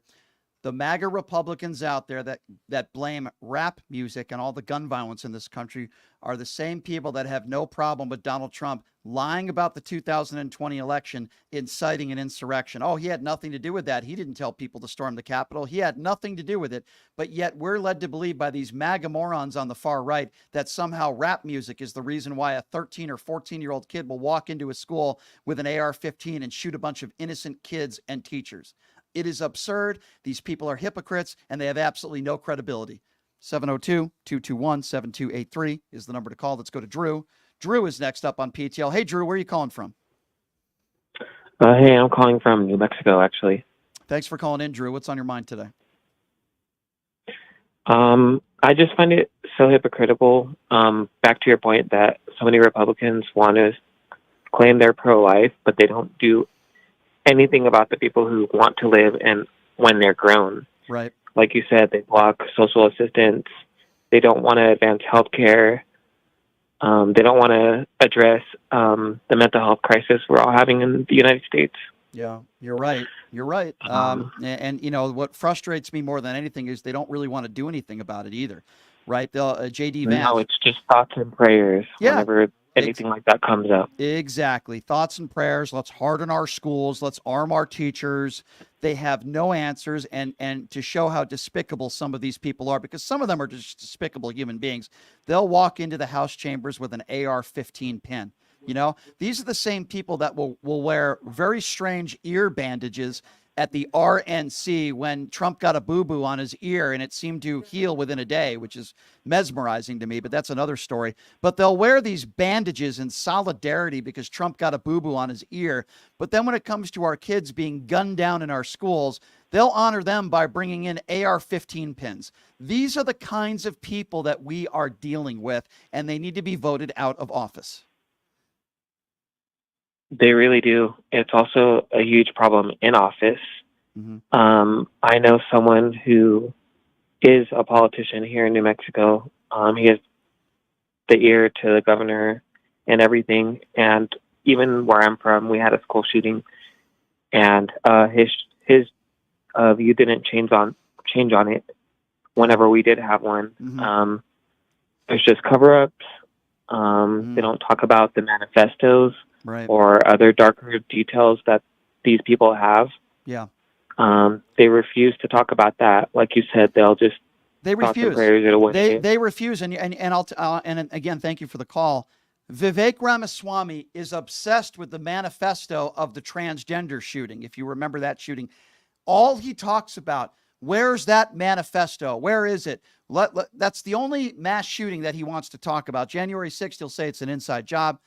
But when it comes to actual manifestos where we know why a shooting took place, it could be the Texas El Paso shooter who mentioned Donald Trump and attacks on our immigrants in this country, and many other manifestos where we know hatred and bigotry caused some of these things to happen.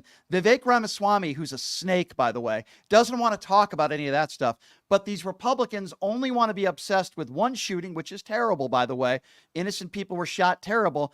They want to talk about that shooter because that shooter happened to be a transgender. I don't care what's between your legs. If you shoot an innocent person, you're an evil person, and I want you in jail for the rest of your life. But that's what they want to talk about. They're obsessed with that. They're obsessed about banning books. And I hear people on social media all the time, Brian, what are your solutions? I talk about these solutions every day. If you just listen, stop listening to idiots like J.D. Vance who say we need to harden our schools. Here's what we need to do. We need to move the age from 18 to 21 to purchase a weapon. I don't care what the weapon is, 18 to 21. There has to be mandatory training. Yes, you can be 18 and sign up to serve our country, but they train you how to use the weapons. We need mandatory training on how to use a weapon. That's number 2. Number 3, we should have to re-register our weapons just like we re-register our cars. Okay? That's number 3. We need to go back to the assault weapons ban. That worked. How did it work? Look up the stats if you don't believe me. Crime, when it come to gun violence, went way down, and then the Republicans allowed it to fizzle out. That is number 4. If you just give me 2 of those 4, I guarantee you that gun violence would go down. It wouldn't solve all the issues in this country when it comes to gun violence. I'll give you a 5th one. And I think some Republicans might actually agree with me on this one. If you're caught selling a gun illegally to anybody, minimum sentence of 1 year in prison, regardless of no priors. If you sell a gun illegally to somebody else, you get a minimum prison, even if they don't commit a crime with it, a minimum jail sentence of 1 year. People will think twice.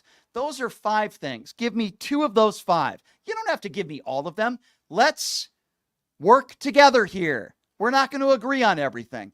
Give me 2 of those 5. Hardening our schools? Arming our kindergarten teachers? Are you effing kidding me?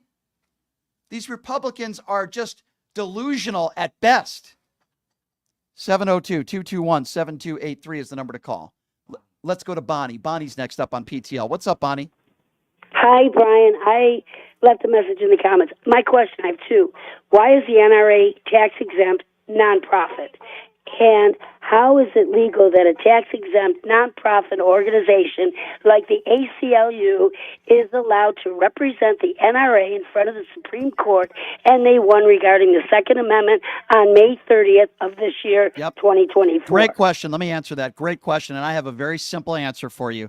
Very simply put, many of the lawmakers that allow the NRA to be tax-exempt and nonprofit are the same lawmakers that are in the back pocket of the NRA. The NRA overwhelmingly supports Republicans and MAGA Republicans. Many of these Republicans, sadly, are lawmakers. And while they won't put laws on the books that'll help us when it comes to public safety, they are the ones that allow the NRA to be tax exempt and to be a nonprofit organization. It's as simple as that. Right. But how can we have it? How do we do it to get them to revoke those statuses? Vote these Republicans. I've called the ACLU Simple. regarding violation of my rights, civil liberties, that they are letting a convicted convict, a convicted felon on our presidential ballot. Well, the best thing you can do is to not vote these Republicans in office. Oh, no. I'm already there. I'm blue all the way. Okay, good. But I think in general, as long as we still have these people in office, Bonnie, they're going to continue to give tax exemptions to terrorist organizations like the NRA. Make no mistake about it. The NRA is a terrorist organization. 702-221-7283. Let's go to David. We're running out of time here. We'll try to get as many calls as we can. Hey, David, what's going on? Hey, brother, man. I literally just found it yesterday, man. I like your content, man. A little bit controversial for me, but I dig it, man. You're doing a good job for one. I appreciate your compliment, David. If you don't mind me asking you this, what do you think I say that is like controversial? Like in your opinion? Yeah, go ahead. Yeah. No, yeah, just like, well, I mean, to keep it a buck, I'm from Chicago. I'm a black man, born and raised. Gotcha. I grew up my whole life Democrat, man, you know, and then when 2020 happened during the coronavirus, I had all this time and I started doing research and stuff, and I just totally lost all faith in the Democratic Party, like completely. You lost all Like, I faith felt in the like you lost all faith in the Democrat. So who are you voting for? I mean, right now, man, Trump, man, like, I mean, honestly, like, Do you think Trump is fit for office? Well, how do you personally define fit? I personally define fit somebody that's not a convicted felon, somebody that's not a liable sexual abuser, somebody that didn't incite an insurrection, somebody personally in the only president in the history of this country that has still not conceded the 2020 election. Those are just a few. I could name you many more. Why is it so important that he concedes to it, though? Because all we the time? Why is that because so we have important? something because good question, sure, because we have something called a democracy, and we had something called January 6th, and when you have somebody who lies about an election, unfortunately there are going to be gullible people in this country that are going to believe what he says, and then they're not going to have confidence in our elections. Make no mistake about it. Joe Biden was a free and fair elected president. How do we know this? Because there's no evidence proven of widespread voter fraud that could have changed the outcome of the election. I'm shocked, sir, with all due respect, that doesn't bother you. No, it does, but at the same time, the Democratic Party bothers me as well. Like, Obama was, like, bombing all these, like, drone strikes irresponsibly, you know, but, I mean, I get it, though, at the same time, with respect. And then Kamala Harris, like, literally, still to the day right now, has two of my friends locked up, and she was in the courtroom, like, proud of it, you know what I'm saying? What did your For friends petty do? weed charges. What did your friends do? They had an ounce of weed in California. So they just were smoking a joint? No, they weren't smoking. What did they do? When you say marijuana, does that mean they were growing marijuana in their backyard and made millions No, they of had dollars? possession. They were in the car. They had possession. They got pulled over, and then they got arrested, and then Okay, so they were prosecuted. so they were driving under the influence of marijuana. Is that a fair characterization? No, they weren't smoking. They weren't smoking. They had it on them, like Okay, so carrying you're it from one telling place me. to another. Okay, so hold on. Let me backtrack. So you're telling me your No, go ahead. friends are in jail right now only because they had some joints in their car? Yeah, pretty much. Well, man. I don't believe that. Did they have any priors? I'm sorry, sir. With all due respect, I don't believe you. Did they have any priors? Yeah, they did, but they were non-violent, like priors. They were. Okay, were they still on weed. were they on probation? Oh, that's a good. I don't believe so. So I you believe don't so you don't know if they were on probation. You're not sure what their priors were. Okay, we can move on from that. So you have a personal vendetta with Kamala Harris because a couple of your friends, even though you don't know all the details in the case, she prosecuted. Right. Okay. Well, not only that, and then it was like, you know, like Trump didn't make a whole new anomaly when I was actually there in Chicago at that Black Journalist Convention when that to see the whole thing happen. So you're okay with him going after Kamala Harris saying she turned black? As a black man, Yeah, how do you man. Like I don't think she like a lot of my like family members and all the black people I know personally that I interact with and everything. They don't really think that she's black. Okay, like well, that. I mean, number like, one, yeah, okay, so like, hold yeah, on, she's hold on, Jamaican. hold on. So let's backtrack here. Number one, I don't care what people think. What I care about are facts. I respect someone's opinion if I think they deserve my respect. But with all due respect to you, her father's from Jamaica, okay? 94% of people in Jamaica consider themselves black, okay? Her father and her mother's from India. There is no... Right. What's the controversy there? You have Donald Trump who's saying she turned black. You can't just turn black. I'm shocked that you being black, you're not offended by that. Well, it's because like I'm offended upon how she picks and chooses when to be black. Like I acknowledge and I agree that she's Jamaican, so she's black, right? When did she pick and choose that she's not black? When has she ever said in her life that she's not black? You can be proud of her. She says she's not black. She's like she picks and chooses different audiences. I'm Indian over here, and then I'm black over here. You can be proud of both. You can be proud of both your heritages. You can talk about one or the other. She's never said she's not black. Okay, so she's never said she's not black before. We all agree that she's partially, biracial, and Donald Trump's comments don't bother you at all. It's like, so like you've heard the one drop rule, right? Back in the day, the racist type of rhetoric type of scenario, right? And upon that, like African American people are different than Nigerians or Jamaicans. Okay, but that's We have irrelevant. the- But I understand what you're saying. But that's no, but I'm saying that's the connection that black people in America, her potential voters. Why does it make. bother you that Donald Trump has had the whitest administration in decades? Does that bother you at all? I grew up around white people my whole life. I mean, in the majority, I really don't care like that. Like, so if you, know, don't, so if you don't care all of a sudden about Donald Trump hiring one of the whitest administrations, then why do you care if she's black or not? Can you explain that to me? And why does Donald Trump care? Well, Donald Trump, as far as I understand, like when I was at that event, that kind of just came up upon like random shit. It's not like he just went out his way to go and speak. No, it's not random what because I mean? what does it bother you when he goes after POWs and he says he doesn't respect John McCain because he was captured? Does it bother you that he's a triple dodging the military? Does it bother you when he calls them suckers and losers? Does any of that stuff bother you? The suckers and losers things been fact checked.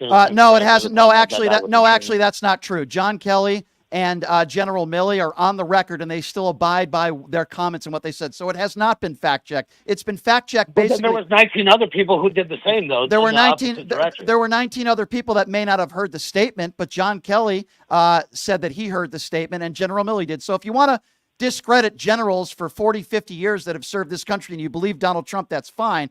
But I'm shocked that none of this stuff bothers you. When he says, I don't respect John McCain because I respect people who weren't captured.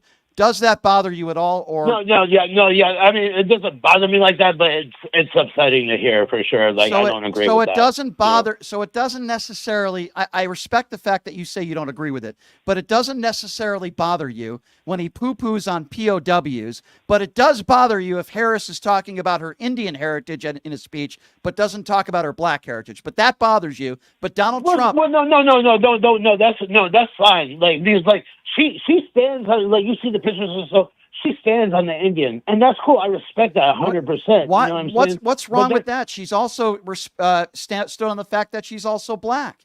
I don't understand why that bothers you more than Donald Trump inciting an insurrection and Donald Trump saying he doesn't respect John McCain because he was captured. It sounds to me like that bothers you more that Harris put your friends in jail and yet you don't know the specifics of the cases, and that bothers you more than Donald Trump going after our democracy, going after members of our military, attacking women based on looks.